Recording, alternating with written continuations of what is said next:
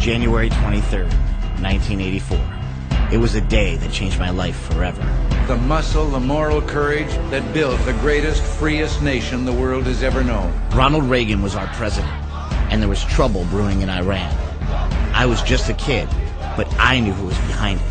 His name was the Iron Sheik. From Tehran, Iran, weighing 258 pounds, the Iron Sheik. They have a lot of hate in their hearts for this man.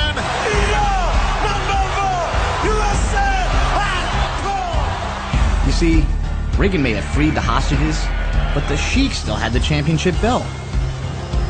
There was only one man that could save us. I am a real American. From Venice Beach, California, the incredible And the Hulkster rips off that shirt. But 3 minutes into the match, Hulk Hogan was locked in the dreaded camel clutch. It's over for the Hulk. This move would snap the back of a normal man, but this wasn't a normal man. This was Hulk Hogan, and he was fighting for our country. The Hulkster got out of the camel clutch with the Sheik on his back, dropped the big leg, and he pinned the Sheik. Hulkamania was born, and the message was clear. You don't mess with Hulk Hogan, and you certainly don't mess with America. I must break you. Look what happened to Ivan Drago. He tried to mess with America, and Rocky kicked his ass. And then when the Vietnamese were holding POWs, Rambo went in and he kicked their ass. And in the spirit of Rambo, let me tell you, we're gonna win this time. Then came Arnold Schwarzenegger, the ultimate ass kicker. I never saw Gone with the Wind or Casablanca, but I can tell you every line of every Arnold movie. Crush the enemy, see them driven before you, and hear the lamentations of the women. Dylan, you son of a bitch. And they go bam, and they're all oiled up, and their veins are popping out. Better, stronger, faster. I was just 12 years old, and there was an explosion of ass kicking in America. And like our Olympic athletes, we set our sights on the stars and we're going for the gold.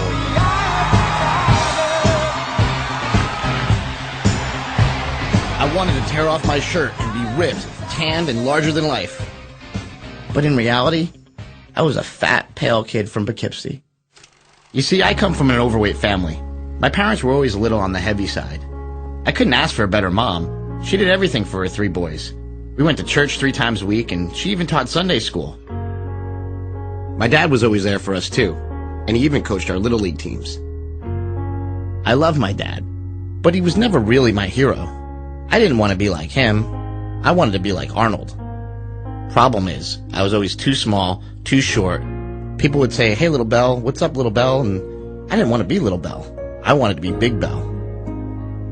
My older brother Mike was a little chubby, and every morning when he went to school, he'd get on the bus, and the kids would call him Pugsley. He didn't like that too much, so he beat some of those kids up. That's where he got the nickname Mad Dog. Mark was the baby of the family. He had a hard time in school. He was separated from his friends and put in a class with the special kids. It didn't make him feel very special at all. He hated school, so he spent all of his time playing sports. He'd come to the dinner table dripping with sweat. Mad Dog and I nicknamed him Smelly.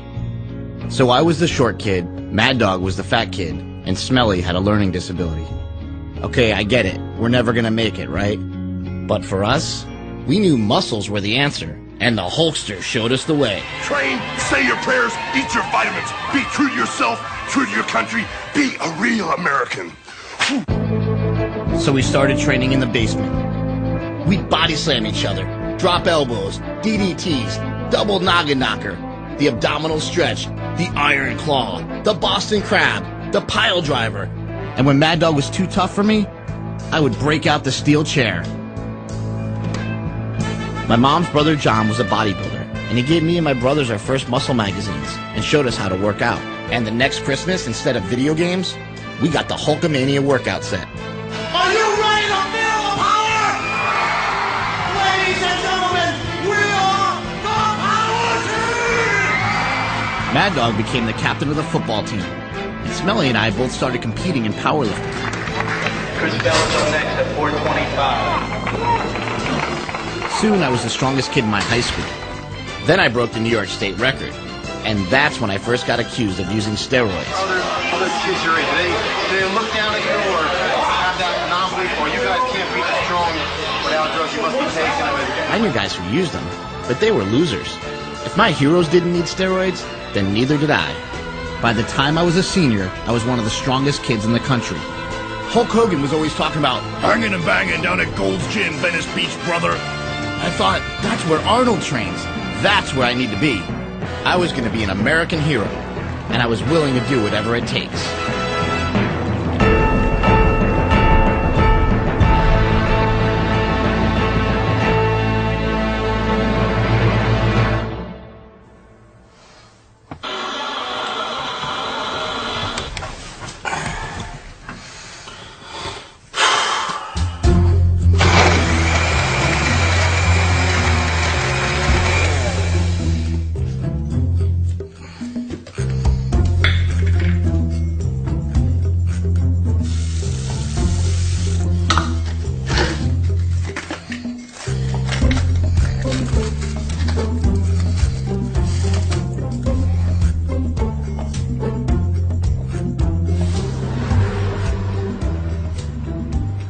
It's been 15 years since I got to California, and now I'm 33 years old. When Arnold was 33, he had already won the Mr. Olympia 7 times. Stallone had already made Rocky 1 and Rocky 2, and the Hulkster had already been the heavyweight champion 4 years in a row. I really thought muscles were going to be the answer, but all they got me was a job selling gym memberships. I still train every day at Gold's, but the only thing left of Arnold is a cheap mural on the wall, and a bunch of guys telling stories about the old days. Like my buddy Paul. It's changed a lot in all these years, you know. Changed a lot? How long you been here? Since 1980.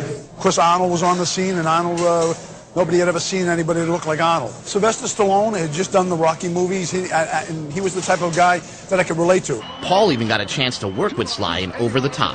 I should be able to blow them away real easy. I couldn't believe the dream was coming true. And did you get a chance to do it again? No, but I'm hoping to get back in shape to be able to make that a reality. You can be on the street one day, and you can be in a penthouse the next. Anything's possible. This is my humble abode. Your humble abode right here? Yeah, it's... So do you actually live in the van? I actually live in... well, I sleep in it. Let's put it this way, yes. You should sleep in it? Yeah. And then you train over here? I train here, yeah. You would see vans like this. Guys who come from all over the world, sleep in their cars, this and that, anything to get a chance to train at Gold's Gym, because we had something special here. What would you say to people that say, like, you know, the dream's over, man? You're 50 years old. Like, yeah. What would you say to those people?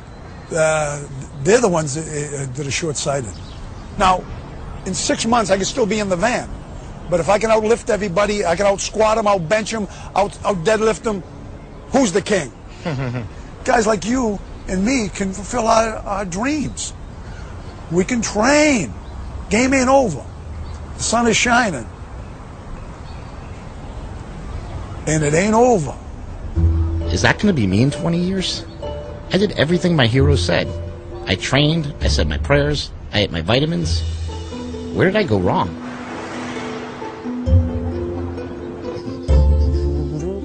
Hey! Good morning. How are you? I always make the cookie bars because cookie bars are important. What teams did you make these for? I made them for Arlington football teams. First time ever they won a bowl game. They used to call them Rosie's Cookie Bars, and they really believe that they help them win all the games. Would that be like performance enhancement? It's not an enhancement. It's a little bit of sugar, which can get you going, carbs. But it's all natural ingredients. There's no steroids in here. Eating your mom's cooking is sort of comforting, don't you think? Sure. Things change, but the cookie bars remain. That's for sure. My mom likes to think that the world is as pure as her cookie bars. But life isn't always like that. And a lot of things we grew up believing ended up not being true. First I found out there's no such thing as Santa Claus, or the Easter Bunny. That kind of sucked. Then I saw this news report. The Iron Sheik had been arrested recently, along with wrestler Hacksaw Jim Duggan, while driving along the Garden State Parkway. The Iron Sheik was charged with possession of cocaine and marijuana. What has interested most wrestling fans in this case is that the Iron Sheik and Hacksaw are known to be adversaries. So why were they traveling together? Yeah, I thought these guys hated each other. Wham! Right on the back of the Iron Sheik. Was their feud all made up? Was wrestling fake? Who's left to believe in anymore? Well, at least I still had my heroes. Those guys would never let me down. Today, Hogan admits the famous physique was the result of 12 years of steroids. Truth is, all my heroes had a dirty little secret. Hollywood actor Sylvester Stallone has been charged with importing bodybuilding drugs when he visited Australia last month. Did you take steroids? I took them, yeah, up until the competition. I was always against steroids, and when I found out that all my heroes used them, I'd like to say it didn't bother me, but it really did. I can't imagine how my mom would feel if she found out that both of my brothers are on steroids right now. My older brother started using steroids when he went to play Division I football at the University of Cincinnati. When I got to Cincinnati, I mean, the practices were so grueling. I mean, much more than what I expected. Coaches would say, you got to get bigger, you got to get stronger, you got to get faster. Was it intimidating? Oh, man, a lot different than I thought it was going to be. He called me from Cincinnati and asked me for money for steroids. And I said, what do you need that for? He says, because I can't compete here. So I'm like, well, I don't know what that is. It sounds like drugs. He goes, it is drugs. And I say, well, I'm not going to send you money for drugs. If you want drugs, go get a job. I remember at one point, I think you maybe came home for a break or you did something, and you told me, hey, come here, help me out. And you pulled down your pants, and you're like, you have to inject this into me. And I hated it, because I was totally against steroids. I hated it. And you're like, come on, you know, just do it. You have to do it. You got to help your big brother out, man. There was no decision at all. Everybody else that was doing well was on him. Shortly after getting on the juice, Mad Dog quit college to pursue an even bigger dream. Oh, look at that now! Here we go! Mike Bell! I couldn't believe it. That was my big brother wrestling on TV. Mad Dog wanted to be a superstar, but he was what they call a jobber. That's the guy they pay to get beat up to make the other guys look good. He didn't care, though. He was going to get himself a contract and headline WrestleMania. Why did you even come in the ring? You should have gone home, dummy. But he never got the contract. And eventually, the WWE stopped calling. Why did you think you didn't make it? Probably mostly my own fault. I went from being a guy who used steroids to a guy who used steroids and pot, and I still needed to escape reality. So I started taking ecstasy, cocaine, acid, painkillers. Mike Bell is where he does not need to be now. He's in the wrong corner, and he's paying the price. Mad Dog always told me that he'd rather be dead than average. And when he thought his dream was over, he couldn't cope with the failure. So I had a bottle of liquid lead, a bottle of NyQuil, and like 4 boxes of sleeping pills. Went down to the river, down by the railroad tracks, parked my car, took everything. And he had tried to walk into he tried to walk into the Hudson River. So did you take all the sleeping pills? Everything. And the lead additive? There's no way I should be alive right now. There's no way. It's 10 years later, and despite everything that happened, Mad Dog is still trying to get that contract, trying to keep the dream alive. I've been all over the world, from Singapore to Louisville, and it doesn't matter. You line them up, I'll knock them down. I can see why you never made it. It's all right. Mad Dog used to wrestle in front of a television audience of 10 million people every week. But tonight, he's wrestling at the Portuguese Men's Center in front of 200 people for about $50. And instead of wrestling Bret the Hitman Hart, he's facing Vegito, and he's getting his ass kicked.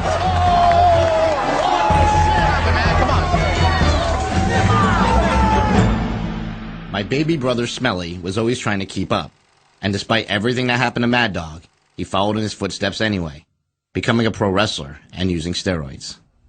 The reason I decided to use steroids was simple. I just needed to get bigger. That was pretty much it. But unlike when Mad Dog started using steroids, Smelly had a wife to consider. When you got married, did you ever think that your husband would be injecting himself with something? No, I mean, that didn't even enter in my conscious thought. When I first met him, he was against steroids. I mean, he was just like, you don't need to do it. I've never done them. I just don't believe in them. I was pretty upset about it because I didn't want it to come to that. I was kind of scared. I didn't want to inject this oil into my body. I thought I was just, I thought I was weird. He's not a huge guy, he's 6 feet if he's lucky, and so I knew that it was definitely going to help because, that's what it does, what steroids do. So make you bigger. She basically said, do what you need to do. Mm-hmm. Here's Jake with the baby. After their son was born, Smelly decided the life of a pro wrestler was not exactly what he wanted anymore. Here's my little Jake in his swing. Looking back on it, I don't really know what the hell I wanted. Having a contract means that you belong to the WWE and you have to travel. I was married with a kid. I mean, that's really all I need. A house, a kid, and a wife. I'm set. 1, 2, 3. They settled down in the suburbs, and Smelly even opened up his own gym. Yeah, my little brother gave up the wrestling dream for a respectable family life. But he didn't quite give up everything. Now that I'm into it, I realize it's not really all that bad. I love steroids. I mean, I think I'll probably be on and off of them probably forever. This is what you train for. This is what you do. Come on, boy.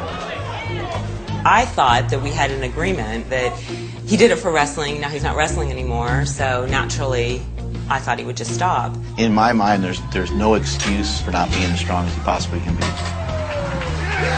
You do what you got to do to win. Come on, Chris, let's do this now. Let's give it up for him. It's a lot of weight. There it is. Come on now. Nice job. Smoke show. Come on, Chris.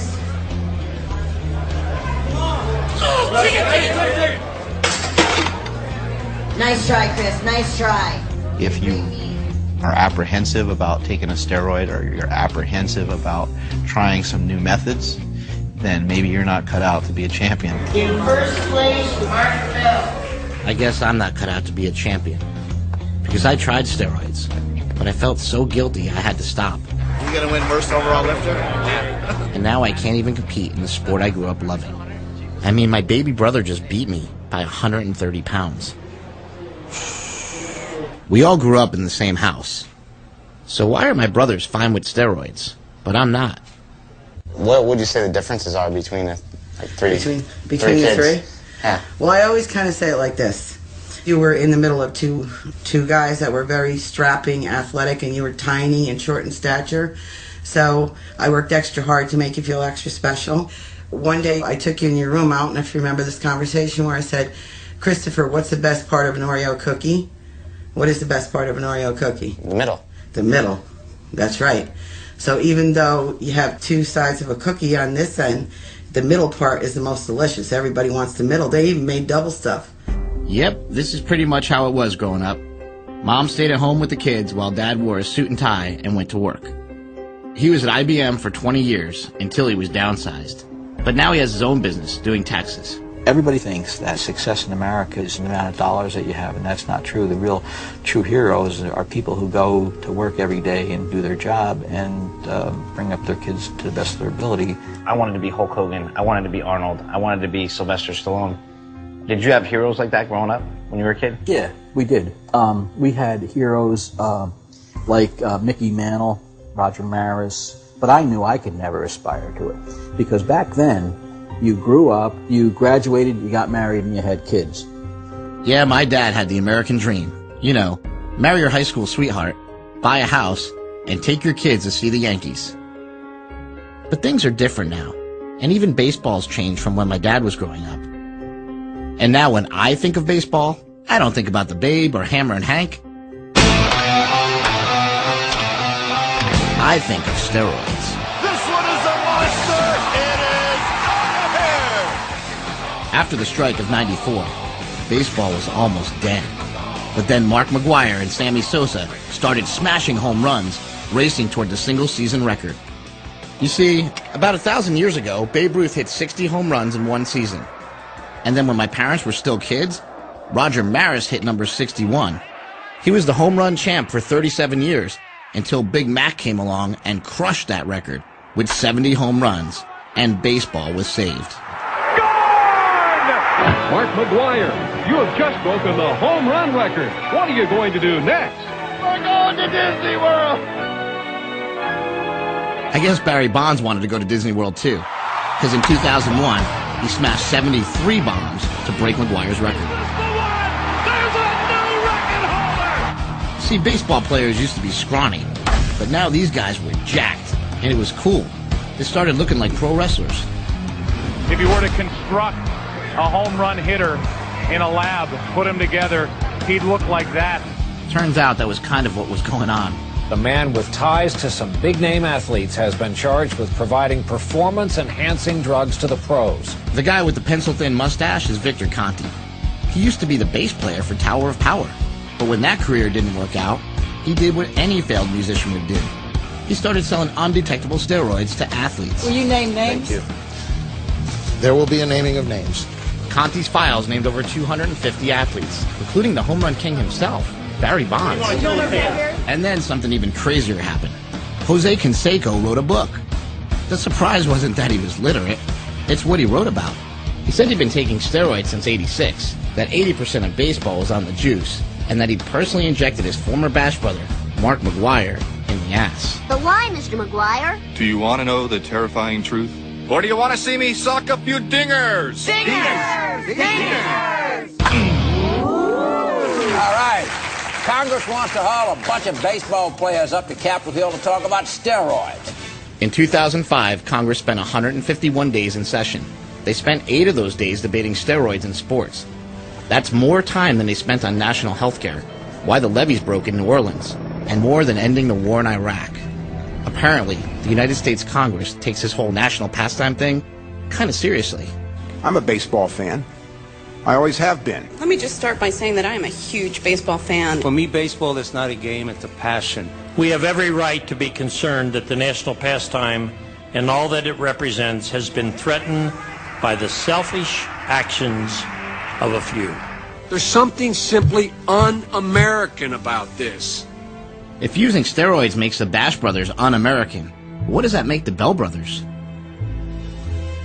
Congressman Kanjorski, you think that this is not a matter for the U.S. Congress to be deliberating? I just don't think it's necessary. Why are we just going to call 7 people, and of what importance are they? In the last 52 years, we've only done it 25 times. 14 of those times were by the Un-American Activities Committee. Have you ever been a member of the Communist Party? Well, sir, I'm not here to talk about the past. I have never used steroids, period. Did you know that other players were using steroids? I have never seen a syringe. I've never seen steroids. But in locker room gossip, you may not have seen it. People talk, right? This guy's doing something, that guy's doing something. Now, Mr. McGuire, would you like to comment on that? You don't want to comment? Are you taking the fifth? This is about values. It's about our culture. It's about who we define ourselves to be. When we want to define to a foreign country what we're about, and you're going to show a film, what would you go show? Hey, how about Rocky IV? There's nothing more American than that. The big Russian trains in a high-tech facility with a whole team of scientists and trainers. And of course, he takes steroids. Meanwhile, Rocky's out there lifting logs, chopping wood, training in a barn, the all-natural way. Because only commies would take steroids, right? Sure, Sly. Whatever you say. Truth is, steroids were the secret weapon that helped America fight the Russians on the Olympic battlefield. And it all began here. York Barbell in Pennsylvania. When you were an Olympic coach, did you see a lot of steroid use going on? Much. Yeah. Much. Smitty's 83. One of the old-timers. He was the coach of the Olympic weightlifting team back then. Was it ever thought of as cheating at that point? No, because we figured everybody was taking. We figured even Steven. Smitty told me the story about how anabolic steroids were first introduced to the U.S. Olympic team. It was the late 1950s, and the Russians were dominating America in the space race and at the Olympics. But one night, the Russian coach got drunk and told the American coach they'd been injecting their athletes with steroids. The American coach raced home and developed an even more powerful steroid, specifically for Team USA. So if steroids actually helped America beat the commies, how did they get such a bad rap? Last week, former NFL defense lineman Lyle Alzado told NBC News that steroids were the cause of his inoperable brain cancer. How long were you on steroids? Most of my pro career. You know, I played 16 years. And it got me where I wanted, but also got me very sick. Lyle Alzado went from being the toughest son of a bitch in the NFL to being a sad, dying man. Everything I saw on TV taught me that steroids kill. Some alarming news about steroid use tonight. A drug bust in Phoenix, Arizona. Not for heroin or cocaine, but for something just as dangerous. Health damage from steroids can include heart, joint, and reproductive problems. This is a drug that kills. But what happens is these retarded idiots that give us the news, these talking heads that babble on TV, give us this rhetoric that comes from not one single expert. And they say ridiculous things like steroids will kill you, they'll rot your kidneys, they'll give you cancer, they'll do all these horrible things that are just not true. John Romano is a senior editor of a bodybuilding magazine, and he disagrees with what his media colleagues think of steroids. Well, how come we hear constantly in the news that people are dying from taking steroids? Show me the bodies. Lyle Alzado. Lyle Alzado didn't die from steroids. I trained with him for 2 years. He didn't die from steroids. I know he died from a brain tumor. I don't know of any of my colleagues that link his central nervous system lymphoma to his use of steroids. Dr. Charles Yasalis has published over 70 articles on the use of steroids and is one of the top experts in the world on drugs and sports. Are steroids killing people? Good question. They've been used in medicine since the late 1930s. I hope we haven't been purposely killing people. Can they be used safely? Yeah. These drugs are a boon in the medical profession. They're a miracle drug for people with muscle wasting. They are a miracle drug for burn victims, for cancer patients, people recovering from surgery, and for people with AIDS like Jeff Taylor. Jeff has been fighting HIV for 25 years, and he says steroids saved his life. Back in '92, I was down to 2 T cells and very sick. I developed PCP pneumonia. Both my lungs collapsed, and I almost didn't make it. I came out of the hospital weighing 125 pounds. So I started researching and found a clinical trial in LA. It was studying Anavar, an old bodybuilding drug, to test how it worked in people with HIV. So I signed myself up, got a fairly high dose, and responded amazingly. I gained 30 pounds in 6 weeks, and I gained 300 T cells. So these drugs have cognitive powers. If you're sick, they'll help you. If you're a healthy athlete, they'll kill you. How can you say that steroids are a national public health crisis when you have people dropping dead at a rate you can measure by the minute as a result of alcohol and tobacco? According to the CDC, tobacco kills about 435,000 Americans every year. Alcohol kills about 75,000. And deaths from anabolic steroid abuse, 3. But steroids also show up in some other statistics, emergency room visits. But it's not exactly number 1 on the list. That would be alcohol. Or number 2, that's cocaine. Or number 3, that's marijuana. Gotta be top 10 though, right? Not quite. How about top 25? Top 100? Keep going. Try number 142. That's even after multivitamins. Education is important, but what you have to watch out for is embellishing. If you look at reefer madness, it causes you to be a stark raving, murdering lunatic. Very funny to watch because it goes so over the edge. The next tragedy may be that of your daughter, or your son, or yours. Physicians and sports scientists have done that with the best of intentions in this area. Oh, steroids are going to cause you to drop over dead in your tracks and so on. And the athletes are looking around and say, geez, I haven't seen that many guys die. Are steroids killing people? Steroids clearly are killing people, both in the short term and in the long term. Dr. Gary Wadler is an advisor to the World Anti-Doping Agency and the media's go-to guy when it comes to steroids. We know it's been associated with stroke in young people, for which there was no other obvious explanation. We know it's been associated with heart attacks, for which there was no other obvious explanation. We know it increases clotting. What bothers me is people like Dr. Gary Wadler, who's a physician, and going before Congress and saying these things. And when confronted, please produce a single article that shows any of this in any scientific way. Can't do it.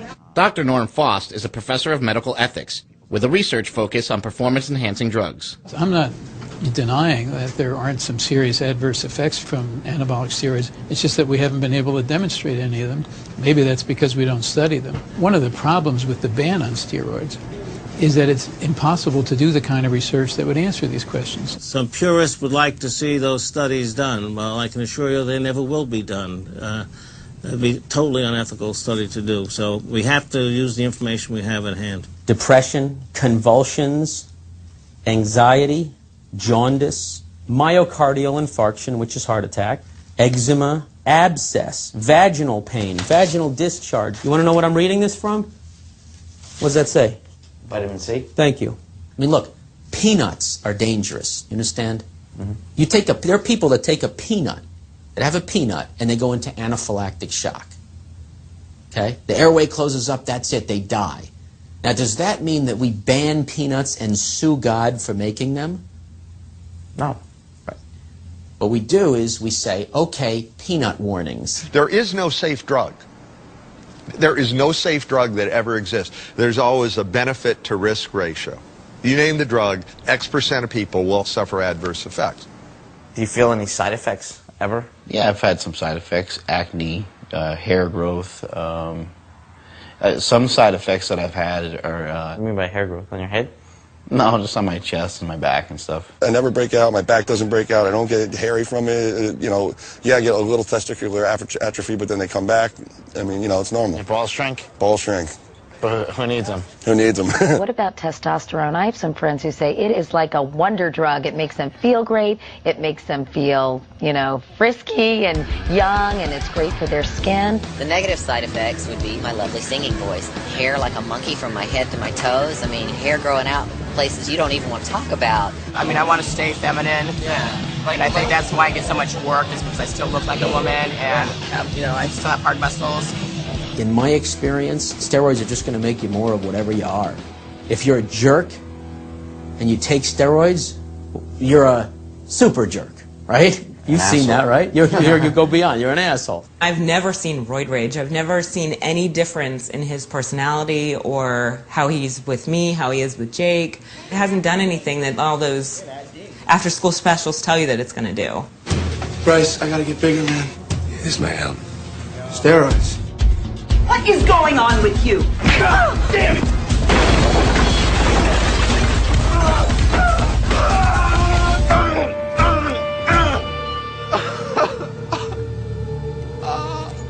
While I was visiting my brother and his family, they told me they were thinking of having another child, but that another possible side effect of steroids was on their minds.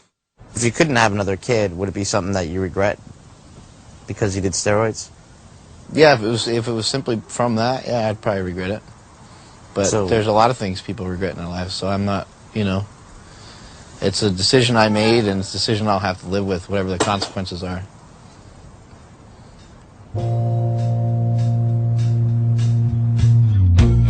It's been 15 years since Alzado died. Why did you lie to me? I was afraid. Looking back on Maria Shriver's interview, I can't help but wonder, why wasn't she asking the real questions? Like, is this going to happen to my husband? Did she really believe Lyle? Or was this just the beginning of the steroid myth? And even though the experts know a lot more about steroids, you sure wouldn't know it from watching the news. Tonight, one of the nation's most serious drug problems, and it's only getting worse. It's steroids. Professional wrestler Chris Benoit killed his wife, 7-year-old son, and then hung himself. Why did he do it? Steroids found in the house. Steroids cause suicidal tendencies. They hallucinate. They hear voices. Depression, paranoia, and steroids could be the actual cause for the Benoit Speculation is running wild. I think these drugs could affect one's mindset. Now we know. Testosterone found. Let's cut through the crap. This is Steroids 101. First of all, the term steroids is often misused to describe any performance-enhancing drug, when in fact, many of these drugs are not actually steroids at all. So what are steroids? Well, steroids are synthetic versions of hormones that your body produces naturally. Like cortisone, that's a steroid. It signals the body to break down inflammation. Birth control pills are steroids too, made from the female sex hormones, estrogen and progesterone. But the steroids that get all the negative attention are anabolic steroids, made from the male sex hormone testosterone, which tells the body to increase muscle size and strength and helps you recover from workouts faster. Like any drug, anabolic steroids do have side effects, and if you abuse them, the side effects will be worse. For men, they can cause acne, hair growth, raise cholesterol, shrink your testicles, and lower your sperm count, which could even make you sterile. But all of these side effects are reversible when you go off the drugs. Otherwise, steroids don't cause baldness, but if it runs in your family, they might make you go bald faster. And they can also cause gynecomastia, or what the gym rats call bitch tits. For women, in addition to acne and hair growth, steroids can cause a deepened voice, menstrual problems, and can enlarge the clitoris, and some of these are not reversible. And for kids, some experts think steroids can stunt growth by closing growth plates prematurely. But that's actually never been proven. There's also no proof that steroids cause cancer, kidney failure, and only oral steroids in high dosages can cause liver problems. And it's true that steroids may be one of 1,000 risk factors that could lead to heart disease. But then again, low testosterone is another big risk factor. And roid rage? Steroids can increase aggression, but that only happens in about 5% of the population. And even then, they can't make you psychotic. And as for the long-term side effects, we don't know. No one's ever done those studies.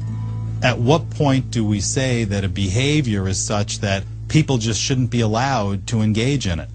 I mean, we do allow people to do lots of things that can hurt themselves. America's new junkies, plastic surgery addicts. I've had like my eyes done, rhinoplasty, chin, cleft, pectoral implants, bicep implants, buttock augmentation, and those are the ones I can remember right offhand. Common sense tells you this is dangerous and foolish. You wouldn't risk your neck in a trick like this.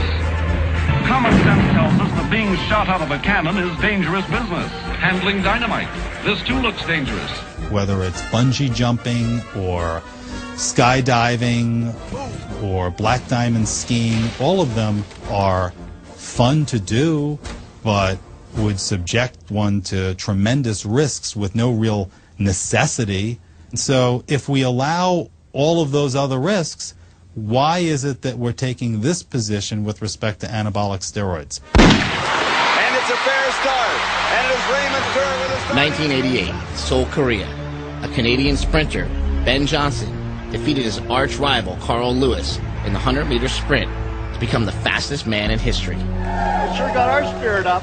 Just great. Hey, Benny! But 24 hours later, he tested positive for steroids, and they gave the gold medal to our guy, Carl Lewis.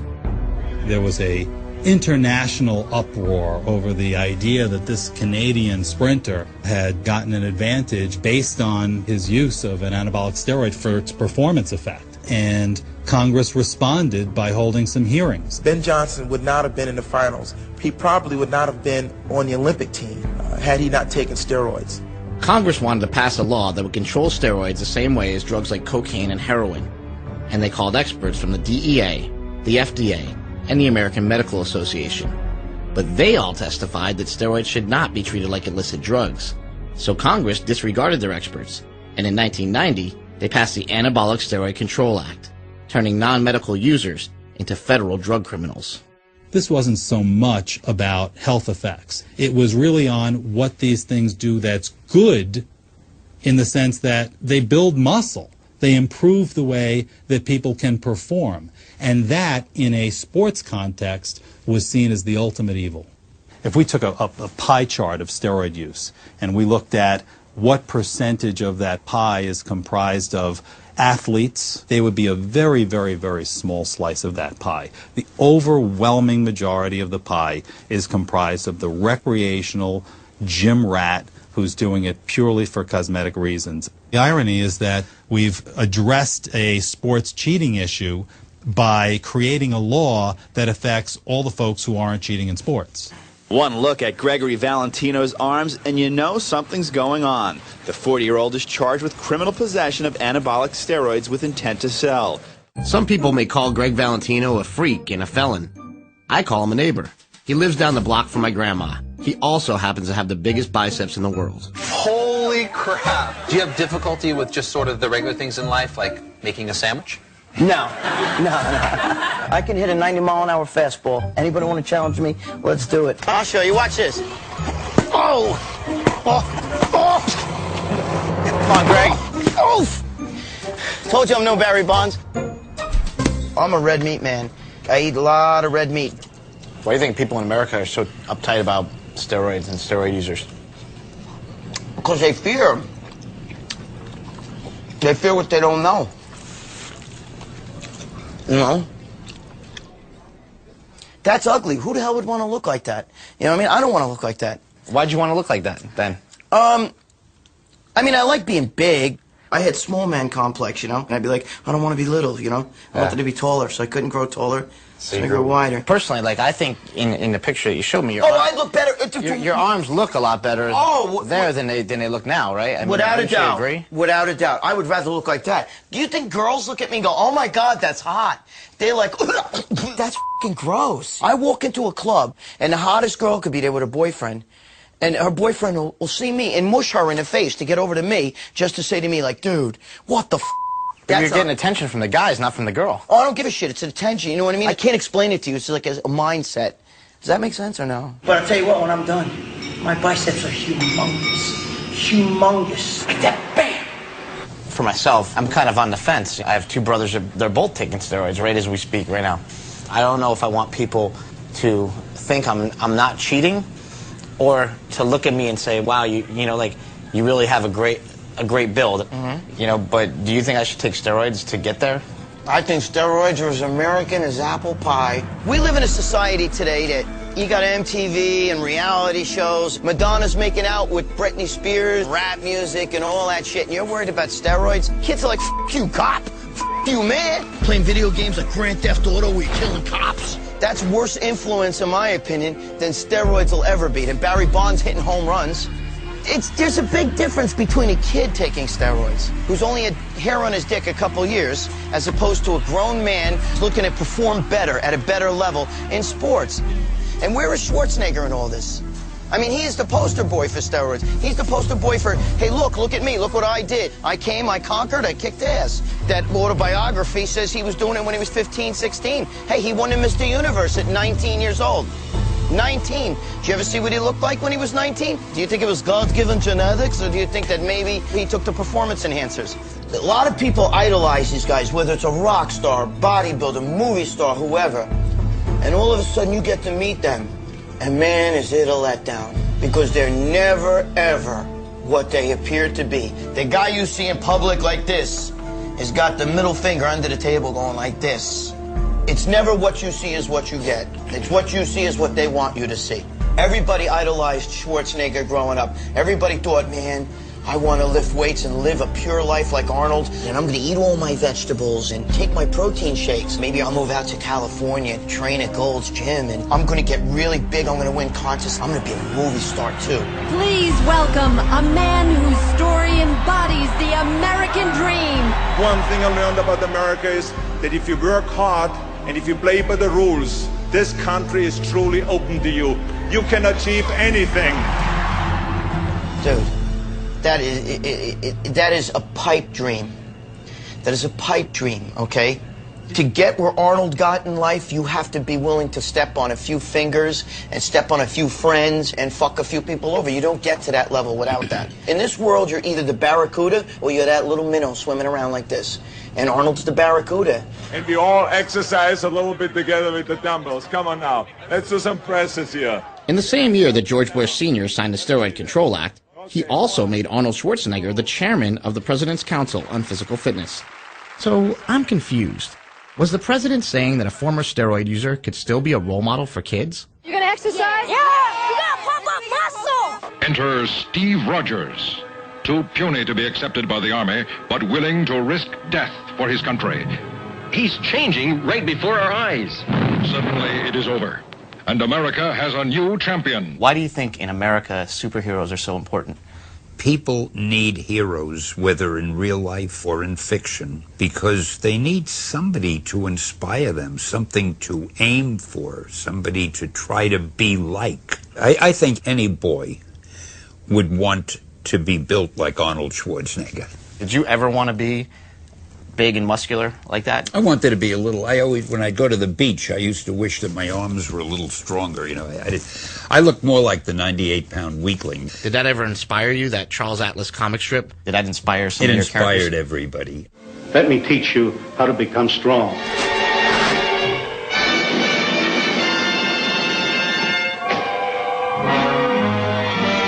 When you're young, you get impressions that pretty much last you all your life. If you step up and show up and play hard, you're going to play. All right, get a break. Rock and roll, fellas. Smelly's now a coach for the local high school football team. Kind of like Arnold, he just wants to give back to the kids. Going to school was pretty painful for me. Oftentimes I can find a kid who was like me, who maybe didn't have the best confidence, and show them how to lift weights and build them up physically and mentally. He's the kind of guy who would get in your life and just totally turn it around, like, keeps me going, you know, keeps me motivated about something. When he works with those high school kids, that's his passion. Not a lot of kids have, like, a strong male figure in their life. I mean, a lot of people, they're usually very selfish, but he's not. I mean, I've never really met anyone that's like that. There's a gym in Columbus, Ohio, where the strongest guys in the world train. It's called Westside Barbell, and this is where Smelly learned from his role model, Louis Simmons. I've got a philosophy like many. When you go to war, you go to kill. You don't go to get killed. There's nobody in this place that's not trying to be the best athlete in the world. Everybody here's trying to achieve an elite level of success. Pretty much as you're a kid, you always want to be the strongest. You know what I mean? I always want to be the strongest guy. And I still want to be that, you know what I mean? Take it up, in 1959, my father showed me a book. It was about the Russians taking testosterone. So I said, well, what the hell? You know, first chance I got, I'm going to do some of this. And so I did. I've actually been on anabolic steroids for 36 years.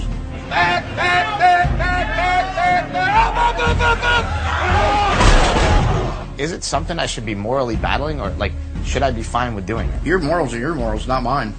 Who am I to judge you? And who are you to judge me? You want to be strong or you want to be weak? But you can't be strong without doing steroids? You can't be as strong as possible. If you want to reach the top, you're going to have to do it. Everybody thinks anabolic steroids is an easy way out. The people that train for anabolic steroids train way harder than people that don't. Regardless of what people think of Barry Bonds, you can't take a bottle of testosterone, put on Barry's baseball uniform, and make him hit 700 home runs. Barry's got to go out, train, and hit the 700 home runs. But what if a scientist came up with something better than anabolic steroids? You see cows, you see immense, powerful cows. They basically have changed their genes. If they could change your genes, would that be illegal? What would they do then? Just ban sports in general? Oh, my Lord. When people see these, is the first question how many hormones you pump into them? Well, it's two comments. One would be, oh my gosh, what did you do to that thing? And secondly, it looks like Arnold Schwarzenegger. This is a Belgian Blue Bull. 2,600 pounds. All muscle, all natural. So tell me again, you're all natural. You're not taking anything. Dude, I think you're ready for Congress.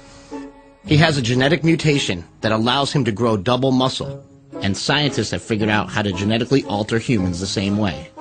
Dr. Lee Sweeney is using this technology to try to cure muscular dystrophy. It's obviously going to become more and more evident that, what we call talent is, really genetic variation. There's genetic enhancement available that might be able to, give you what nature didn't give you. Trying to figure out how to do it in the safest way is something that hasn't been worked out. If you find out that it's safe, would you be somebody who would say, hey, I'll do this? Yeah, I'll be first in line. Because it seems like this is the future of sports, gene doping. Gene doping, yeah. I wouldn't do it.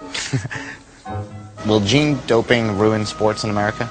I don't think so. I mean, I think anytime there's a new technology, everyone says, okay, we have to stand back and think about what this is really going to mean to society. And I think that's the debate we will come to in the coming decades. Good sportsmanship. You know what that means? Play fair. When I was a kid, cheating was pretty clear-cut. Like when the $1 Million Man hired the referee's evil twin brother to cheat the Hulkster out of his title. Is that Dave Hebner or is that Dave Hebner? Cheating in other sports wasn't all that different. Remember when Joe Niekro was caught scuffing the ball with an emery board? Something came out of his pocket.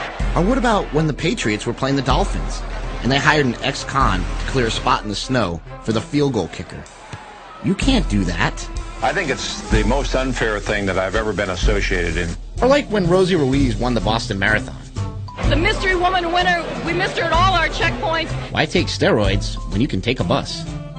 And who can forget when Tanya Harding hired a goon to take out Nancy Kerrigan's knee? I guess if you can't beat him with a lead pipe. But somehow, steroids seem kind of different. I thought in undergraduate school and in college I was a pretty good athlete. But I find myself angry in my gut. Because these are the same guys who would have taken me out. Not because they had more God-given natural talent than me, but because they enhanced with artificial means. If using steroids is cheating, seems like a whole bunch of other stuff should be cheating too. Take Tiger Woods, for example. He had LASIK eye surgery, and now his vision's 20/15. That's better than perfect. My eyes are stable, my game's a lot better. I feel pretty good coming in. In a game that relies so much on depth perception, wouldn't superhuman vision be a performance enhancement? Then there's cortisone shots. They helped Kurt Schilling win the World Series, and those are steroids too. Truth is, corticosteroids can have worse side effects than anabolic steroids, but they're used in sports every day. He had a 20-minute cortisone shot after Monday's match after his back tightened up. Here's an even more confusing example. Floyd Landis claims that he did not take steroids to win the Tour de France. Truth is, I didn't use testosterone like I'm accused of doing. I didn't cheat. I didn't do anything outside of the rules. I won the Tour clean, and I deserve to win. I'm proud of it, and I always will be. But he did sleep in his own altitude chamber. I got my altitude chamber out by the garbage these days. So you made this? Yeah, it's not actually that hard to make. I didn't make the pipe. I just got the pipe from some construction site where they were putting in a water main. Is the result pretty good? For me, it makes a difference, yeah. And how long do you stay in here for? Sleeping there all night, I don't know, 6 or 7 hours. Is your wife like, what are you doing? I'm going to go sleep in the chamber? She hates it. So you just climb in there? Yeah, you want to try it out? You won't have a monitor in there, but I have it set to like about 13,000 feet. See, sleeping in an altitude chamber produces a lot more red blood cells, which means more oxygen in your system, which means more endurance for a cyclist or a long-distance runner. There are 4 ways to increase your red blood cell count.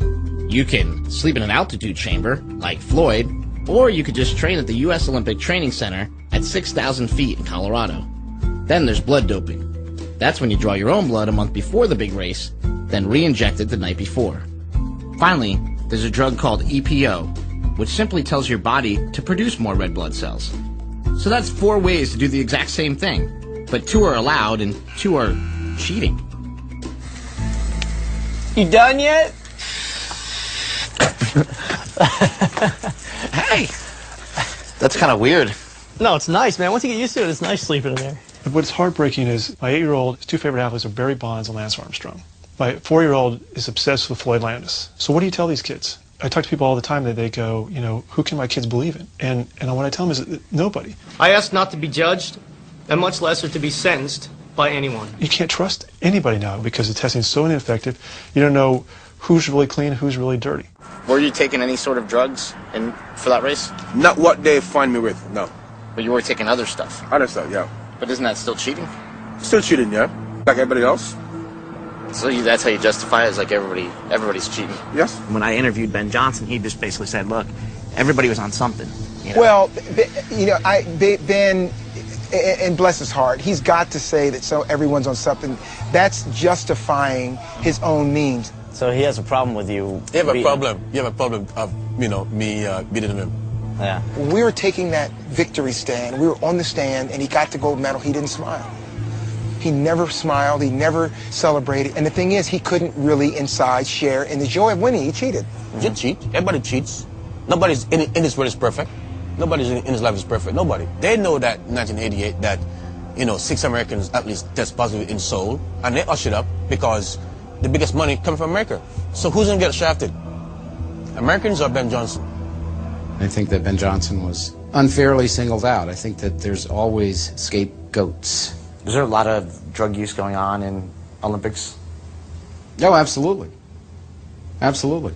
Dr. Exum was the director of anti-doping at the U.S. Olympic Committee for 10 years. He thought his job was to stop drugs in sports, but his bosses had other priorities. He told me that over 2,000 American athletes failed their drug tests, including Carl Lewis, and they were covered up. Nobody believes Carl Lewis ever failed a drug test. Do you have any proof? Oh, certainly. We have just boxes of proof for everything that I say. There it is, book 3. Here's a letter from then Executive Director Baron Pittenger to Mr. Lewis. I must confirm that analysis for your specimen B was positive for pseudoephedrine, ephedrine, and phenylpropylamine. Is that what it is? Phenylpropylamine, yeah. IOC banned stimulants. By policy of the USOC, this finding is cause for disqualification from the Olympic team for the 1988 Summer Olympic Games in Seoul, Korea. Wow. This was basically a letter that said that you had failed the test and that there was a consequence to that failure. As you all know, that didn't come about. You actually received a letter or a call that you had failed a drug test because of some stimulants? Yeah, it was like a cold medicine type thing, an herbal supplement. They made up this term. It was called inadvertent use. An athlete took something without meaning to take it or without meaning to gain an advantage from taking it. And so they made that up to basically kind of let people off the hook? Oh, yeah. Carl's story is it's been a cold medicine, it's been a tea, there's been some kind of a nutrient. It's a stimulant. So you're saying these athletes, they know what's on the banned substance? They totally know. I mean, they are bombarded with the banned substance list. A lot of people say you failed a drug test, you raced against Ben Johnson, and that maybe the gold medal should go to the guy next place. I understand. There are a lot of people that are going to go to their graves saying, I know he did it. And you know what? The hell with him. You really cannot fault the athlete for doing that. You can't fault Carl when Carl's belief is that the system sets some rules and that you need to follow them. And they made an exception in his case. They made an exception in a lot of people's cases. But it's the system that actually teaches athletes to think that way. You know, for me, the whole level playing field was a myth. If we could not do anything to take doping out of sports, then doping was meant to be in sports. The first all-drug Olympics open today in Bogota, Colombia. Athletes are allowed to take any substance whatsoever before, after, and even during the competition. Oh, he's pulled his arms off. He's pulled his arms off. That's got to be disappointing to the big Russian. Yeah! What has made every major sport multi-billion-dollar entities? Well, after you distill it all down, it's the desire of the customer, the fans that fill these seats and others, to see bigger-than-life people doing bigger-than-life things. What do you think about athletes using steroids in sports? Steroids? I love it if they're on my team. I think it's totally wrong. Totally wrong. First offense, throw them out. That ain't cheating. You kidding me? Let it go. Oh! It all gets back to money. As long as people continue to buy Mark McGuire shirts, Barry Bonds hats, we're feeding that monster. You vote for the Raiders by wearing the Raiders hat. You cast your vote for Nike with your t-shirt, every day when you pick $1 out of your pocket, you're voting. And if you don't like, athletes juicing up, then don't vote to have that done. Don't buy their stuff. Don't go to the game. Do steroids. Become governor. Be big and strong. No girly man. The Giants, baby! Woo! Since the steroid scandals broke, sports revenue has gone through the roof. People are buying more tickets, t-shirts, and souvenirs than ever. So if this is what we the people are voting for, why did Congress get involved? They always tell you that if you have a problem, talk to your congressman. Lucky for me, my congressman is Henry Waxman. Hey, how are you? I'm fine. How are you? Very nice to meet you. Chris Bell. He's the one who called the baseball hearings in the first place. He's got to have some answers. I think it's important for sports figures in Major League sports not to be allowed to use steroids under any circumstance. And for young people, we certainly don't want them to be using it. So the drug is a restricted drug. It's not there's not a, let me see. Brian, is it illegal to use it? It's illegal. It's legal in some circumstances. It's legal with a medical prescription. Okay. It's legal with a medical prescription, and the other drug was the testosterone or just steroids in general. I think that they're they're also banned. They're already banned in professional sports. Brian, am I right? Speak up if I'm wrong. Yes. Okay. Well, these products are already banned. Cigarettes and alcohol are legally available, but not if you're under the age. And I think the age is 18 for both all around the country.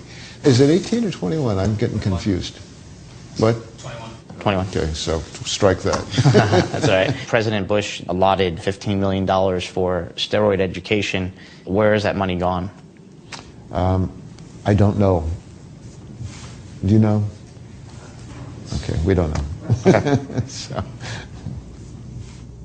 There's a war on drugs, and congressmen want to look tough on drugs, so they just demonize them all. And they say, oh, these are our children are being exposed to them, they're going to kill our children, and they just paint everything in black and white, and they really don't see the areas in between. For those of us who live in the gray areas, whose life depends on it, it's a very important issue. Politicians are always looking for an issue to get behind. They're always looking for something to be able to say to the public, hey, look at what my legislation's doing. Look at what my bill has done. I'm out there. I'm protecting you. I'm protecting the children. Turns out the most important witness at the baseball hearings was not a famous athlete. Taylor Hooton was a 17-year-old kid who committed suicide, and his father blamed steroids. I believe the poor example being set by professional athletes is a major catalyst, fueling the high usage of steroids amongst our kids. And parents across America should hold you accountable for behavior that inspires our kids to do things that put their health at risk and that teaches them that the ethics we try to teach them around our kitchen table somehow don't apply to them. Please help us to see that our children's lives were not lost in vain. You have the power to do something about it, and we're counting on you to do so. Donald Hooton coming in and putting a human face on it was more powerful than the statistics or any of that stuff.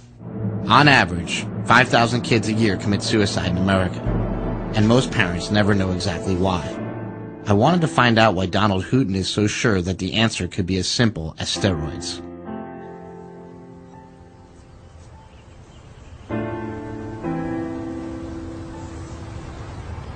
How you doing? Fine. Chris Bell. Don Hooton, nice to meet you. This is a very, very competitive community, all the way from athletics to business.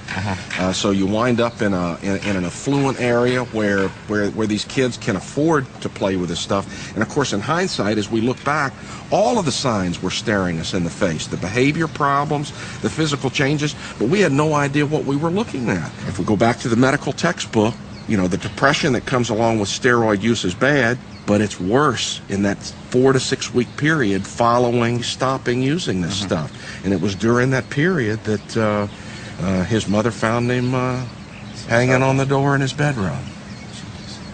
Taylor Hooton's dad, Don Hooton, called me shortly after Taylor had taken his life. Together, we came up with the idea of creating a private organization to educate the public about the dangers of anabolic steroid abuse. This is Taylor's room. You don't have to come in here long to realize Taylor was a baseball player. I guess he started maybe 5 years old in T-ball, but Taylor was a great kid. We took Taylor to a psychiatrist, and she put him on a low dose of Lexapro. And as far as I know, this is the only steroid-related case that this well-meaning psychiatrist had ever had. And when the psychiatrist recommended that Taylor go cold turkey and stop using steroids, was a formula for disaster. Well, I feel terrible, obviously, about Taylor Hooton. But Taylor Hooton had a lot of problems, and he was on other drugs. According to some newspaper accounts, he was on SSRIs, antidepressants, which have been shown to be associated with suicidal ideation and suicidal behavior. So whether his suicide was due to Lexapro or due to steroids or due to depression or due to stress of being a great athlete or 5 other things, I don't know. Do you think that perhaps, when I look on the on your website for the Taylor Hooton Foundation, do you think it's a responsibility to include antidepressants in there just in case there are critics, or just to raise the awareness of how dangerous perhaps antidepressants may be? No, I don't, and the reason is our battle's not with antidepressants. Our battle's with steroids. The National Institute on Drug Abuse said the dangers of anabolic steroids are temporary and reversible. My son is dead. All of the intellectual arguments about whether or not steroids are dangerous or not don't matter to me. I know they're dangerous. I saw it with my own eyes, and I watched my son die. The only evidence I need is the pictures of my son that are on the wall behind you. Look, I have a son too, and the last thing in the world I could ever imagine doing is burying that kid. And it would probably ruin me for the rest of my life. And I could see where having a cause to sort of assuage the feelings of guilt and depression that are following my son's death would probably be, helpful. Let's not let this happen to somebody else. But they're chasing the wrong thing. They're not doing it right. We're working with Major League Baseball to make that happen now, where, hopefully in each local stadium there's going to be a steroids awareness night. Do you find it ironic at all to have a steroid awareness night for baseball in a stadium that sells alcohol, which is responsible for a lot of deaths as a drug? Alcohol's legal to sell, and we can argue all day long whether tobacco kills and whether alcohol kills, and there's a clear distinction in my mind between tobacco or alcohol and steroids and methamphetamines and coke. Thanks for sharing that with us. All right, I know how hard it could be and everything, and this is important stuff.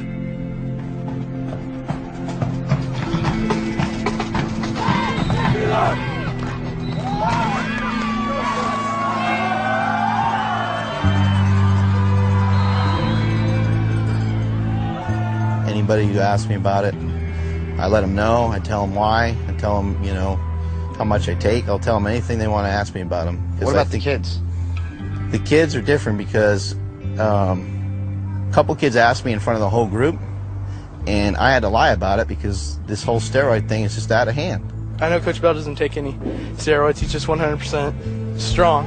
I think somebody asked if he was ever on steroids, and he said no. And I completely believe him. He just teaches that steroids are basically, there's a cheap way out of doing hard work. I say they're not for kids. Steroids are not for kids. That's plain and simple. You should achieve some things naturally, and then maybe you should think about them when you're, an adult. The main reason why I don't take steroids is because he got into my head that I don't need them. That I got the potential right now as a teenager, as long as I want. What good would it do them to know that I take steroids? It wouldn't do them any good. They'd just be like, oh man, he's a cheater. Would you ever tell our parents that you do it? If they ask me. I only cook 2 pounds. I hope it's enough. We went to church all the time. I grew up in a great family. I don't think I could ask for anybody better to be parents, And when I went to USC, I didn't do any drugs. I didn't do anything. So you're a good boy. And then I got to a point where I actually tried steroids. I tried Winstrol, which is injections. You injected a needle on yourself? It's just in the muscle. Yeah, because you get to a point where you're like, I'm kind of getting out of shape. I don't feel like I used to. The reason I stopped doing it was because I thought it was immoral. I thought it was so wrong, and like, what if my parents found out I did this? I think it's really hard to hear that you tried them and everything, but for you, it's not hard for me. What I'm saying is that it's hard to hear it. And what about Mark? How come you're staying big but you're not getting fat? Like you're just old. I'm getting fatter. No, your face is rounder than normally. I put on body fat. You're about 7 or 8% higher than you normally are, wouldn't you say, for how much heavier you are? I have no idea. I don't really care either. He's already married. He doesn't care. Except Smelly's not saying anything. Don't let your brothers overrun your conversation. When you get caught with something, I think the truth is always the fastest way out of the situation. But it's not always the best way out. She's concerned, just being a mom, and she's just trying to, leave it open where I could say, yeah, you know what, I do them, and this is why, and I think that's what she's looking for. But she still never directly asked me, so until that time comes, I ain't saying nothing. People have a tendency to cheat at everything, and that happens with taxes too, just like it could with steroids or any other thing. It's human nature, you know, it's the sinful nature of man. My dad convinced Mad Dog and his wife to settle down in Poughkeepsie, and he's been doing income taxes for the same guys he used to wrestle with. I keep a couple things around, not too much. Big John always keeps it real. This just says to Mad Dog, thanks for everything. Not exactly how he thought his life would turn out. When I get up, I go to the office, I make money for them, I make money for me. I got a great wife, I got a great family. But I wanted to be a famous wrestler, and I wanted to live the life. I wanted to be on the road, traveling, meeting people, making money, having fun, living the life. He'll break down and he'll be crying and he'll say, like, Dad, the biggest fear I ever had in my life is being average Joe, and I'm 36 years old, and that's all I can see for myself. What do you want to do now? Like, where do you see yourself going? I mean, the immediate goal is to, get out of Poughkeepsie, move to California, establish my name, and then start my own business eventually. It seemed like he was making good progress, okay? But he wasn't making any progress. I told him the other night, I said, you might be fooling everybody else, but you're not fooling me. You're full of shit. You're still on stuff. Why do you think he wouldn't tell us about it? He tells me everything else, that he's done. I think he's partially embarrassed, and I think he's that's part of the addictive behavior. His thing is this: I'm going to be fine as soon as I'm out of here. I'm going to go live in California. My life is going to be perfect. But if he really believes that, no, he's not going to be fine at all. Here's why. You know who I feel bad for? I feel bad for Nadine. Because here's a young girl who's married, whose hopes and dreams and life is in him, and he's a screw-up. And if he ends up overdosing and killing himself, or if he ends up on the rocks, he's taking her with him. I'm not moving out there with the hopes and dreams of, I'm not going to go wait tables and hope I'm going to be an actor. I already did that for 15 years of wrestling. You're going to get noticed? I'm not moving out there to get noticed, but you're never going to get noticed in Poughkeepsie. In Hollywood, you're walking down the street, somebody sees you, hey, you got a minute? You never know. You just never know. You don't think there's any way you can get past it? A miracle. I'm serious. Yeah, I think they're going to find him dead someday. I thought bringing up boys, this is easy. At least I don't have a daughter who's like got her face in the bowl throwing up. Did I do something as a mother to make you feel like not good enough? When Mike went off to college and he calls your father up and says, "Can I try steroids?" No, you're not getting money to try steroids. We both thought that was like a crazy thing. So. But do you know where he ended up getting them from? No, but I wasn't going to. He got them from your brother John. No. So it's something that's like, in our family. It's something that like, when. Chris, you're already killing me with this as it is. Well, it just gets worse. I'm just telling you the truth. I'm just trying to tell you how I feel as a mother. I am broken to my soul. My heart is broken. When you were growing up, Hulk Hogan, look what he's saying. Take your vitamins, say your prayers, and what? Believe in yourself. Yeah, but it's not true. I started working out. Take your steroids, okay? I don't know if he ever prays or not. Never heard him talk about God in his whole life, okay? Now that time has gone by, I'm like, is this guy a fraud? And that's where I think that everybody needs to begin to accept. I am who I am, said Popeye the Sailor Man. He even was a gyp. You had to take spinach. You had to take spinach. Everybody needs something. What's up with that? If I just accept who I am right now, isn't that just giving up?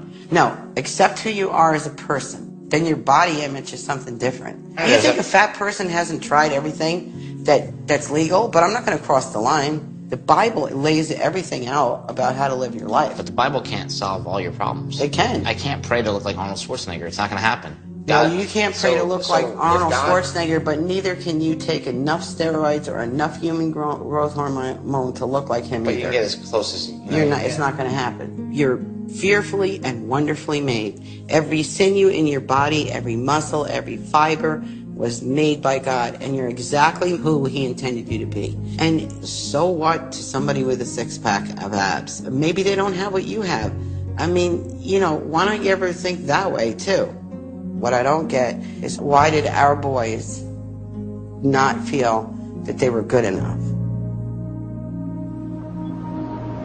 My father or my grandfather never worried about whether they had a six-pack of abdominals or what percentage body fat they had. So why is it now, you know, in the 21st century that there's this huge preoccupation with body image that just didn't exist before? Dr. Harrison Pope is a psychiatrist who studies why American men are becoming more obsessed with their bodies. So here we have G.I. Joe from the 1960s. This is when he first came out at the time of the Vietnam War. He's a perfectly normal-looking dude. Here is G.I. Joe from about 10 years later, from the mid-1970s. He's got abs now. He's clearly been putting in some time in the gym. And then here is G.I. Joe from the 1990s. Bicep is up to 16 inches or so, full six-pack of abs, even got serratus muscles visible on the side. This evolution in the action figures is a testimony to this increased preoccupation with body image that we've been seeing in the United States. And it's funny that in our culture that we still tend to romanticize steroids to a certain way, that you'll see an ad for some SUV, you know, that says, "This is our sedan on steroids." But you wouldn't see an ad for an SUV saying, "This is our sedan on cocaine." Well, it's sort of like a golf cart on steroids. It looked like an easy bake oven on steroids. It's sort of economy on steroids. Think of it as Apollo on steroids. This year, the jet stream has really been on steroids. Kosovo would be Bosnia on steroids. Adding more U.S. trainers and advisors, essentially putting the current strategy on steroids. We are besieged every day with images of muscular male bodies on TV, in the movies, in cartoons, on magazines at the checkout counter in the department store, you know, all of which seem to give this message that a real man is big and muscular.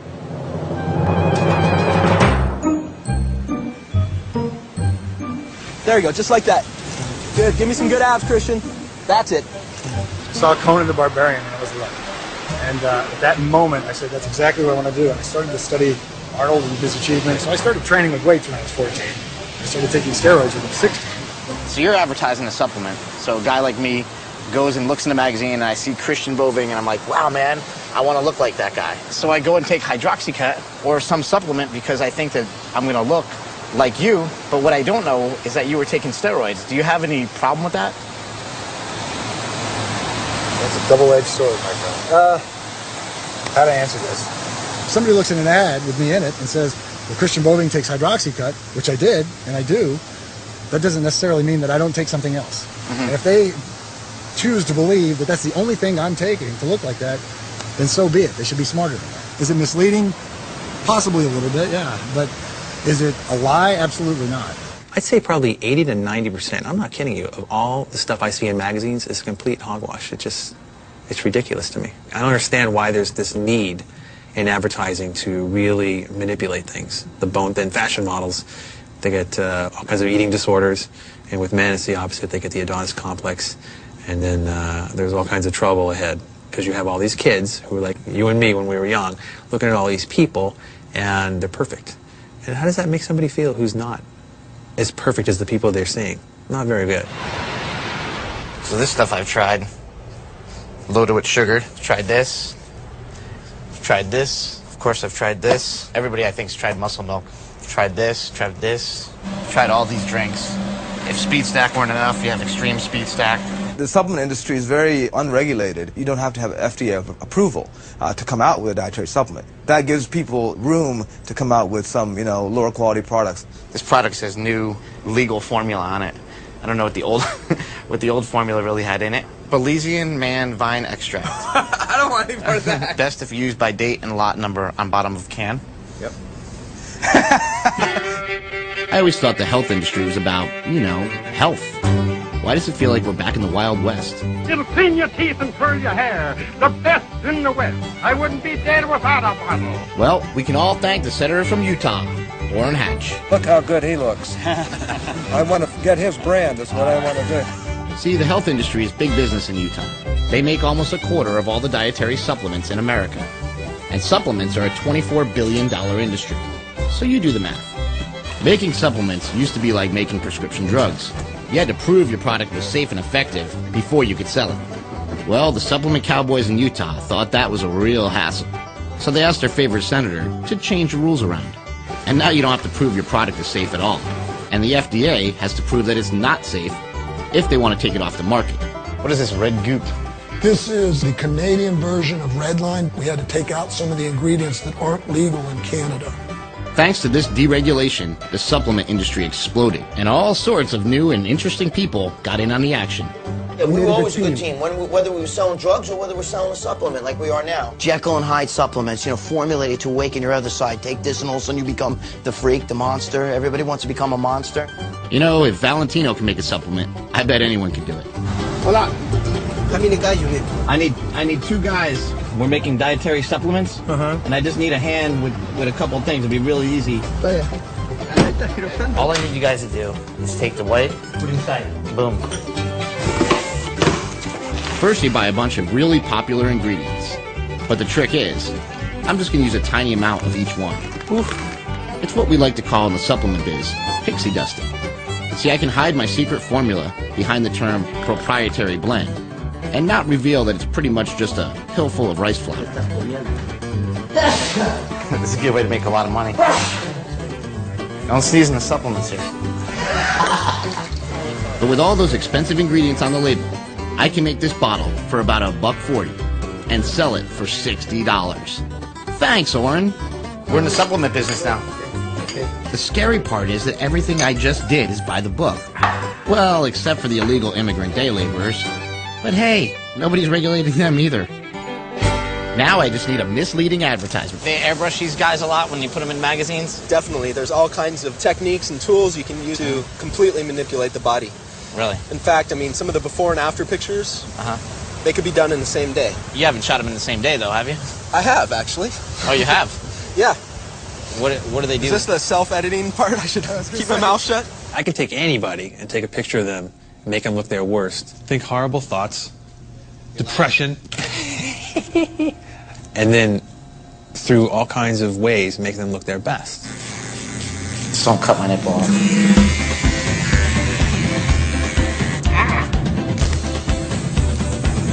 All right, let's see here. Good. 1, 2, 3. Good. We can take it a step further if we want in the befores and the afters. Basically, you can take somebody and make them a little fatter or shorter. Are people falling for this?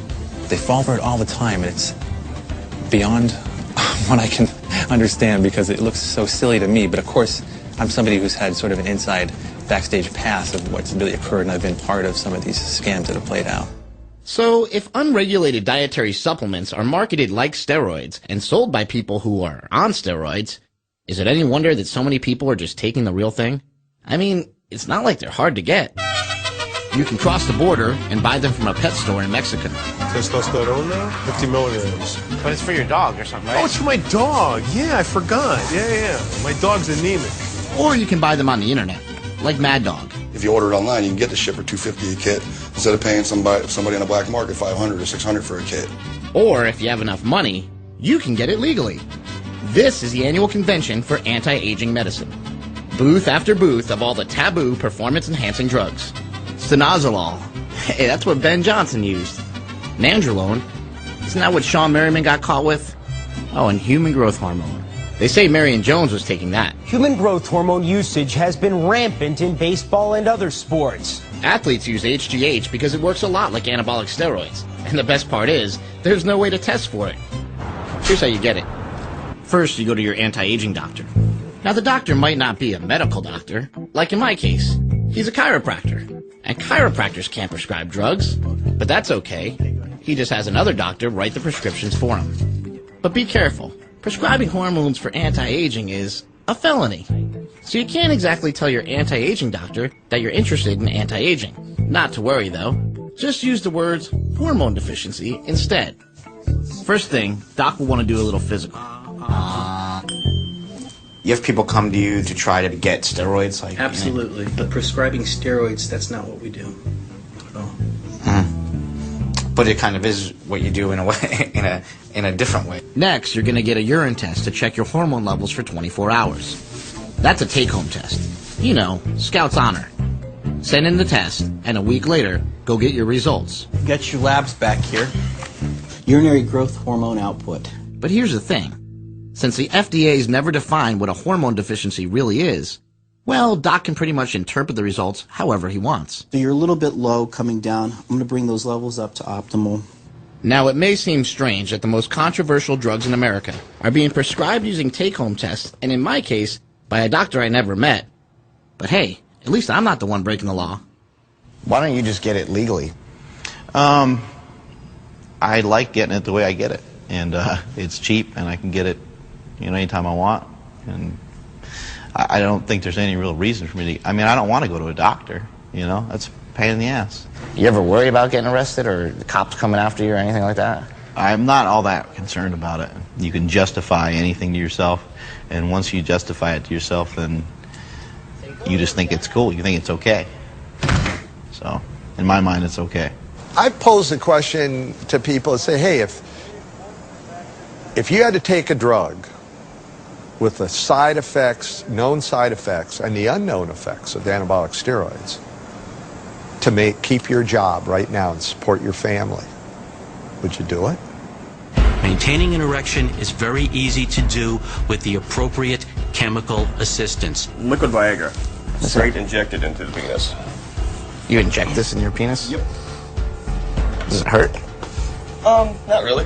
It's not just athletes and porn stars taking performance-enhancing drugs. Just about everybody's in on the action. Probably the most common thing is what we call go pills.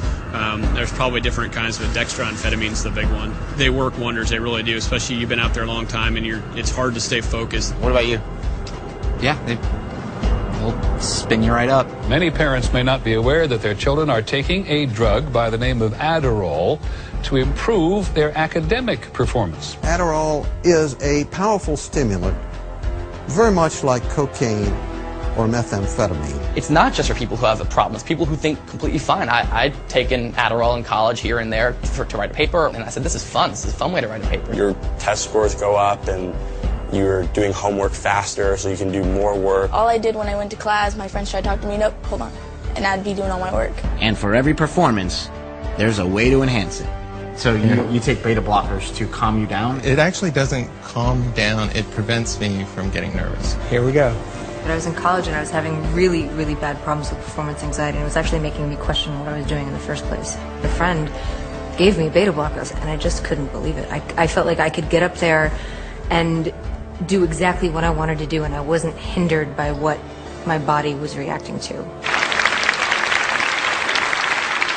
Blocking that adrenaline goes a long way towards enhancing performance. So it's okay to enhance your performance if you're a pilot, a porn star, a musician, or a student. But if your job is to play professional baseball, well, somehow that makes you a cheater.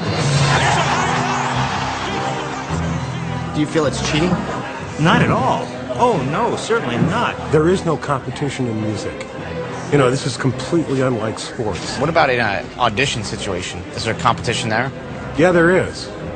And, a lot of people take them, and I don't see that there's a problem with it. Was there any sort of moral bridge across when you did it? Well, we're in the porn business, so there's not a whole lot of morals to begin with. Amphetamines in baseball, they actually take the same pill as a go pill. Yeah, fruit pill. In the clubhouse, they're called greenies, and some in the game say they could be more common than steroids. In sports, you should play fair. In war, you shouldn't play fair at all. I've got some men on a road, and it looks like a piece of artillery firing at us. I am rolling in self-defense. Shaq. In 2002, over Afghanistan, 2 American pilots on go pills bombed a group of friendly Canadians. I hope that was the right thing to do. Me too. 4 Canadian soldiers were killed.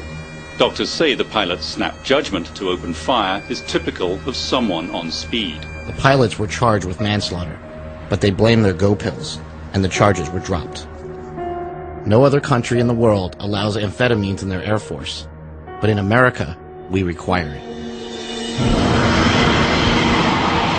America's a very competitive place, and people will take take advantage of really anything they can in order to help themselves in that struggle. I hate to say, the amount of beta blockers that they've got me on right now, California traffic doesn't bother me anymore. Really?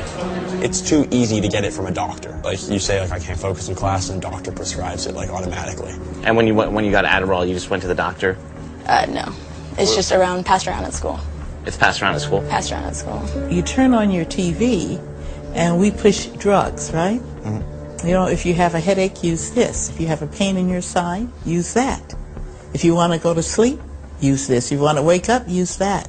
We are the only country in the world that permits drugs of that kind to be advertised directly to the consumer. The American pharmaceutical industry spends almost $5 billion a year on advertising, and we in turn spend $250 billion on their drugs. That's more than any other country by far.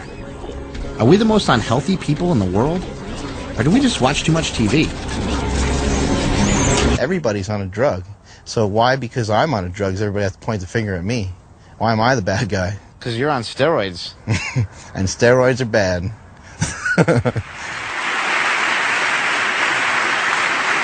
To help children make right choices, they need good examples. Athletics play such an important role in our society. But unfortunately, some in professional sports are not setting much of an example. Long before George Bush was the president, he was the owner of the Texas Rangers, a Major League Baseball team, with none other than Jose Canseco on the roster. Do you think that the team trainers, the managers, the general managers, and even the owners might have been aware that some players were using steroids? No doubt in my mind. Absolutely. So did the president know that his players were on the juice? You've admitted to using steroids in the past. Knowing what you know now about them, would you have done it? Yeah, absolutely. The National Football League has talked more about steroid testing or human growth hormone, and I know back in your day you've admitted that you did that. Your stand on that right now? Well, I think it's good to do doping tests, and the trick always is to find a way of really doing true testing. Right. I think that we have to do something about the drug use in sports, and I think it does send the wrong message to our children. So Arnold wants to crack down on steroids. But every year he sponsors his own bodybuilding show, the Arnold Classic. And they don't drug test at all. It's an unbelievable the shape this guy's in. I mean, how ripped they are, how big they are, how cut they are, their posing routine and everything. I'm so proud of them. I tell you, it's really amazing. This year, Governor Schwarzenegger handed over the winning trophy to Victor Martinez, a guy who was busted for selling steroids just a couple years ago. And a few days before this competition, he was implicated in another steroid scandal. The bodybuilder who won a competition sponsored by Governor Arnold Schwarzenegger this past weekend has been linked to a steroid investigation. A spokesman for the governor says Schwarzenegger did not know of Martinez's links to steroids. Come on, Arnold. What do you mean you didn't know? Okay, let's compare. Here's Arnold Schwarzenegger when he was on steroids. 6'2", 235 pounds. And here's Victor Martinez, 7 inches shorter and 15 pounds heavier. Give him a big hand. Come on, big hand. You know, I've been calling Arnold's office for over a year to get an interview, but his people keep telling me that his position on steroids is very clear. So the only way to get an answer was to track him down myself at a place I knew he would show up, Muscle Beach. It was just a few weeks before the governor's re-election, and Arnold went to where he knew he could depend on support to cement his voting base. This was my big chance. I waited for hours. And finally, there he was. And there was this other guy, the tall guy, the one in the middle. He saw me. This is how politics work these days. The important thing when making an appearance is the photo op. The tall guy's gonna nod at me, then he's gonna point Arnold in my direction. Arnold, his instincts honed by years of being a huge star, instantly sizes up the situation, notices the various cameras, and decides to use me to further his re-election bid. And instead of talking about steroids and the cheating culture of America, he compliments me on my biceps. And we end up on the cover of the LA Times. Oh, there it is! Oh my God! Not that I mind. After all, it was kind of like a dream come true. Son of a bitch! But I still have all these unanswered questions. Let me tell you this, first of all. You can't knock Arnold, really, okay? because the steroids didn't get him into that office that he's in. But he basically comes out and he says, if you work hard and you play by the rules, this country's truly open you. You can achieve anything. But did he get to where he is playing by the rules, or would he have ever even been famous had he not taken those drugs? Well, let's look at it this way. Let's talk about other heroes. Let's talk about John Kennedy. He was a hero in the Navy. John Kennedy served as President of the United States, but John Kennedy cheated on his wife right in the White House, when, you know, with Marilyn Monroe and who knows how many others. Okay, it's no different than biblical characters. Moses was a hero, but Moses was a heel. He didn't get into the promised land. He didn't do what God told him to do. David was a hero. King David was a hero, but David was a heel. He chased every woman in a skirt or in a toga or whatever they wore back then. Okay, every man is fallible, and even the people who were the prime examples of how to run your life in the Bible screwed up. They all screwed up. So people need to get off their self-righteous soapboxes and start loving each other. We just need to go out there and do our jobs, just as you professionals do your job. No, all you guys lied. All of y'all, in a story or whatever, have lied. Should you have asterisk behind your name? All of you have lied. All of you have said something wrong. All of you have dirt. All of you. When your closet's clean, then come clean somebody else's. But clean yours first. Hi, how are you? Last name is Bell, B-E-L-L. I took the oath to serve you. I say to everyone here today and to all Californians, I will not forget my oath and I will not forget you.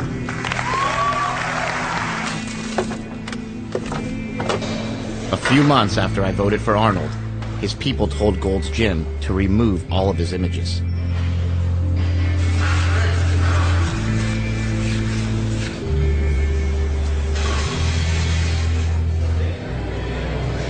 What is the meaning of this?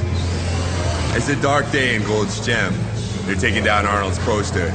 You have a lot of respect for Arnold? Is he one of your heroes? Well, he was until he took his shit down. You know, that guy's a traitor, man.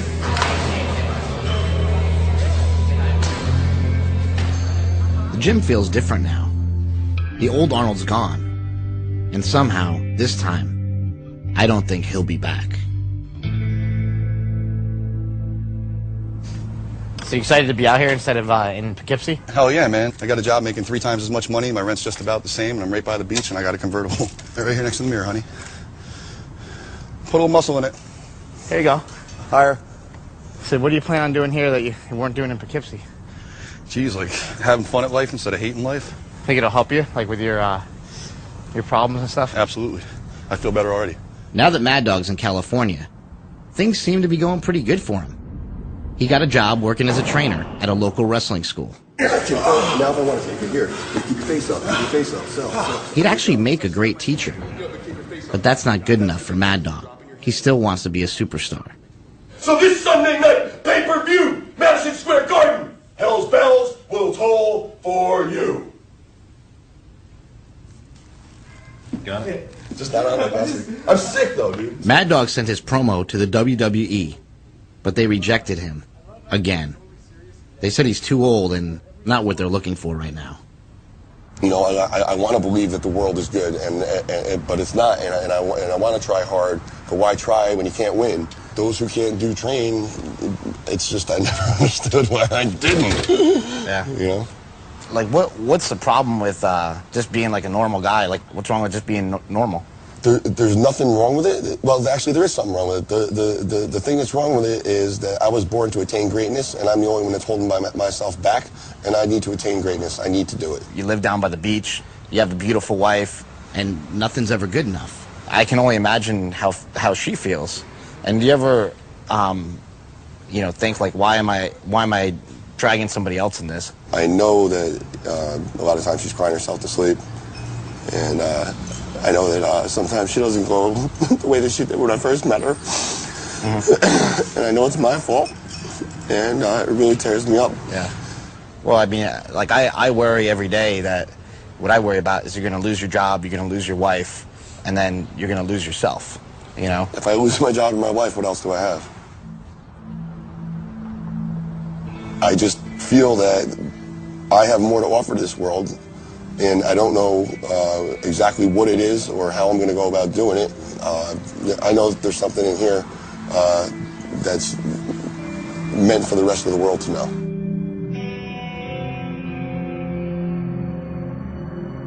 When you were kids, you all admired the champion marble shooter, the fastest runner, big league ball players, the toughest boxers. Americans love a winner and will not tolerate a loser.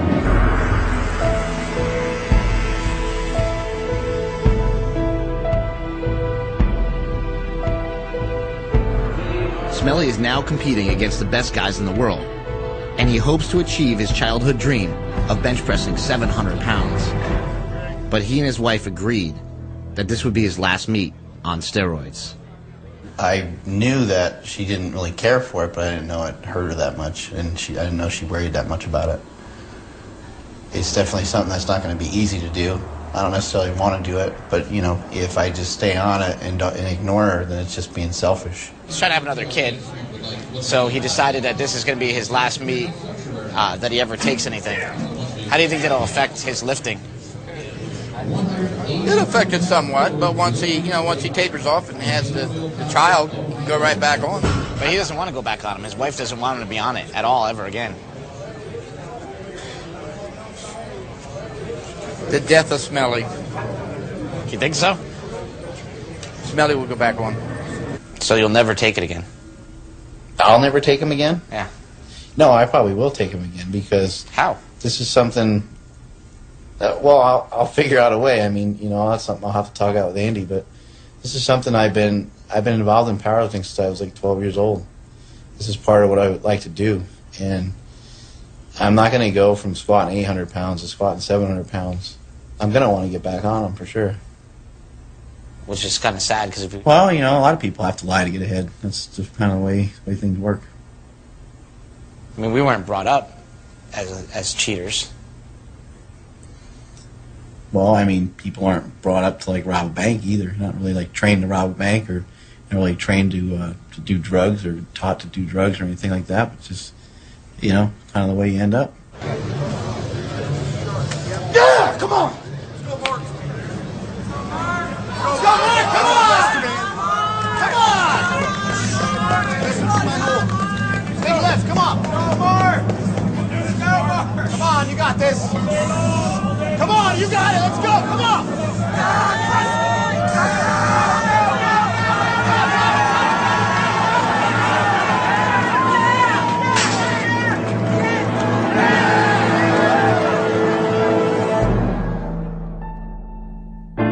My baby brother is on steroids, and we all know it. But look at us. My dad looks like he won the lottery, and my mom's prayers have been answered. I was raised to believe that cheaters never prosper. But in America, it seems like cheaters always prosper.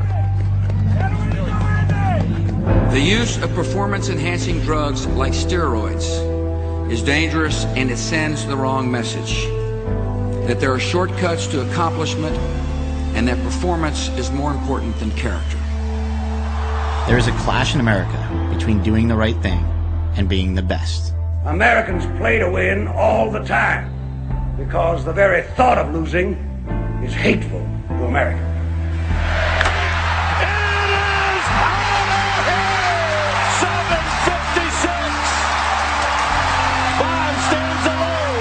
In a culture where second place is the first loser, the real heroes are the ones who win at all costs. Everything I have, my career, my success, my family, I owe to America. This is America. We are the greatest country in the world. You could call us a nation on steroids. But what are those long-term side effects? For me and my brothers, steroids are not the problem.